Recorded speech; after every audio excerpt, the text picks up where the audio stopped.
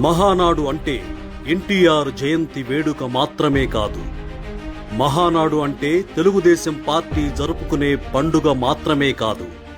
మహానాడు అంటే తెలుగు ప్రజల రాజకీయ చైతన్యానికి ప్రతీక.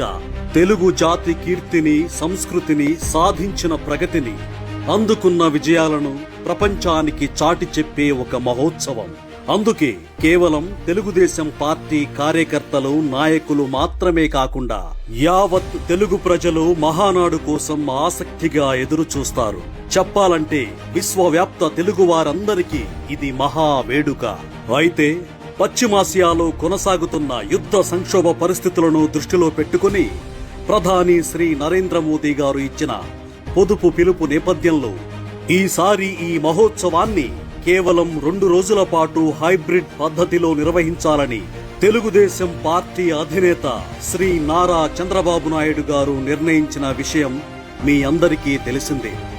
మే 27, 28 తేదీలలో మంగళగిరి పార్టీ కేంద్ర కార్యాలయంలో పొలిట్ బ్యూరో సభ్యులు, కేంద్ర కమిటీ, రాష్ట్ర కమిటీ అధికార ప్రతినిధులు పాల్గొంటారు.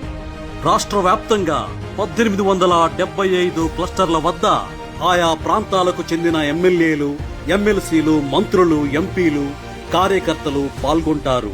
క్లస్టర్ల వద్ద ఉన్న స్క్రీన్ల నుండి ఆన్లైన్ విధానంలో వీడియో సమావేశం ద్వారా మహానాడు నిర్వహించబడుతుంది.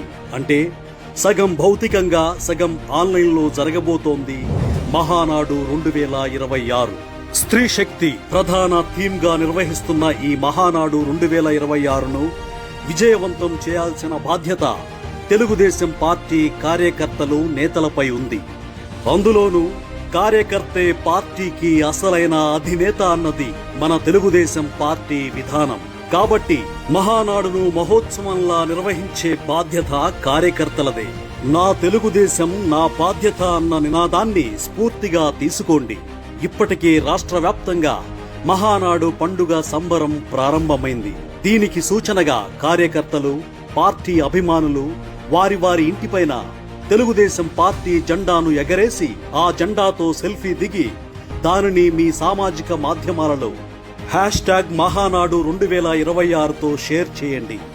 మహానాడు వేడుక ముందుగానే మొదలైందని ప్రపంచానికి చాటండి.